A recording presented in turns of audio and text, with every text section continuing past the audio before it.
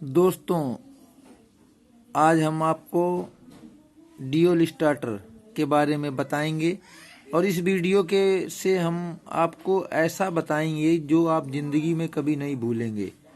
तो दोस्तों, हम पावर डायग्राम और कंट्रोल डायग्राम दोनों के बारे में बताएंगे। तो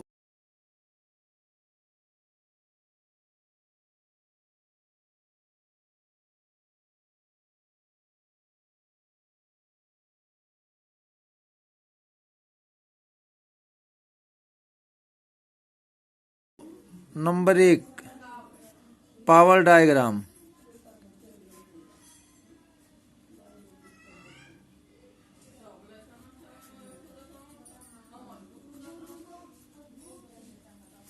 और नंबर 2,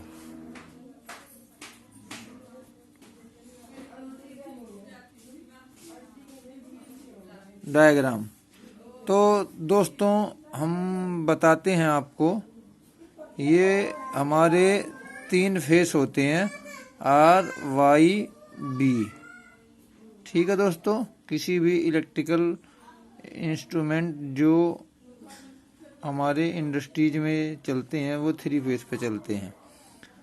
तो दोस्तों, ये हमारे 3 फेस मीटर से आते हैं सबसे पहले, उसके बाद ये कनेक्ट होते हैं दोस्तों एमसीबी से।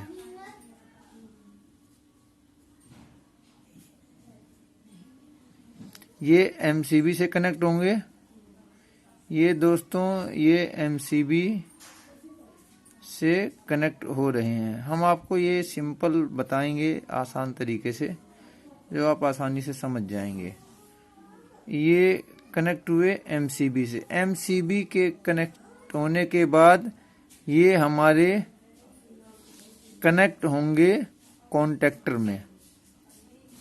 इसके बाद ये कॉन्टेक्टर में एमसीबी के बाद जो हमारी वायरिंग ये कॉन्टेक्टर की तरफ आती है, और कॉन्टेक्टर के बाद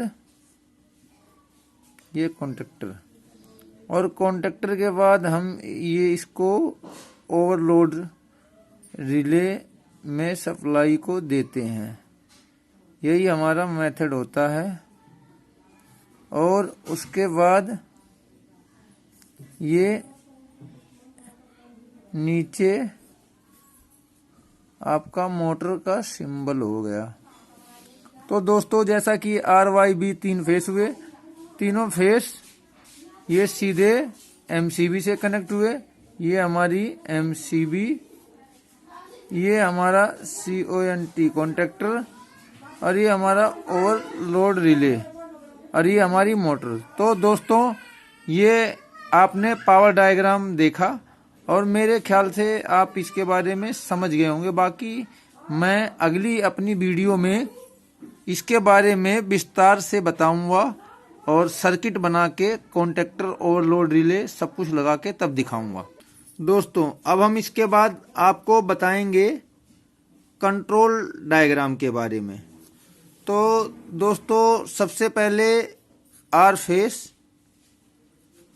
जो कोई भी सर्किट होती है तो हम पहले माना कि आर फेस उठाते हैं, और आर फेस को हम सीधा लाते हैं ओवरलोड में।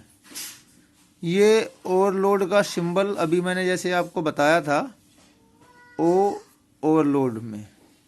ओवरलोड के बाद हमारी सप्लाई सीधी ऑफ के पुश बटन में आती है। ये ऑफ का पीबी है। मैं आपको अभी विस्तार से समझाऊंगा इसके बारे में। और उसके बाद ये हमारी सप्लाई सीधी ऑन के पीबी में आती है, और उसके बाद ये सप्लाई सीधी हमारे कॉन्टेक्टर में चली जाती है, जो कि ये है कॉन्टेक्टर। और यहाँ हम न्यूट्रल दे देते हैं नीचे। ये हमारा न्यूट्रल पॉइंट है। अब क्या होता है दोस्तों, देखो समझो, हमने एक वायर लिया और वो वायर सीधा ओवरलोड रिले पे ले गए, और ओवरलोड रिले कभी भी देखना 95 और 96 होता है, उसका एनसी पॉइंट होता है। ओवरलोड रिले पे ले गए, ओवरलोड रिले से निकाल के हम वायर हमने एक तरफ ओवरलोड पे लिया और दूसरी तरफ जो सप्लाई निकली एनसी से ओवरलोड के, वो ऑफ के पुश बटन में आती है और ऑफ के पुश बटन से जो सप्लाई निकलती है वो सीधी हमारी ऑन के पीबी में आती है और ऑन के पीबी से जब हम प्रेस करते हैं तो हमारे कॉन्टेक्टर को ऑन कर देता है। लेकिन अब जैसे ही ऑफ करेंगे तो ये सप्लाई फिर कट होती है, तो हमको इसके लिए चाहिए होल्डिंग। होल्डिंग के लिए दोस्तों हम यहाँ पे एक एनो पॉइंट लगाते हैं, ये। अब दोस्तों क्या होगा, हमारी सप्लाई यहाँ है और यहाँ से कोई ब्रेकर नहीं है, सीधी सप्लाई यहाँ ऑफ के पुश बटन पे, यहाँ भी कोई ब्रेकर नहीं है, सीधी सप्लाई हमारी यहाँ तक है और यही सप्लाई हमारी यहाँ तक भी है। अब जैसे ही ये ऑफ करेंगे ऑन करेंगे तो ये सीधी सप्लाई यहाँ आएगी, कॉन्टेक्टर ऑन होगा और इसी कॉन्टेक्टर के ऊपर हमारा ये एनओ लगा होता है, तो एनओ कन्वर्ट होगा एनसी में और एनसी डायरेक्ट सप्लाई निकालने लग जाएगी जो यहाँ से यहाँ। तो जैसे ही बंद होगा तो ये सप्लाई यहाँ के थ्रू आके सीधी यहाँ आने लगी। दोस्तों हम इसको आपको अगली वीडियो में इसको विस्तार से इसकी वायरिंग करके कॉन्टेक्टर वगैरह लेके तो हम आपको समझाएंगे, जिससे आप आसानी से समझ जाएंगे और ज़िंदगी में कभी नहीं भूलेंगे। धन्यवाद दोस्तों। वीडियो अच्छी लगी हो तो वीडियो को लाइक करें, चैनल को सब्सक्राइब करें और शेयर भी करें।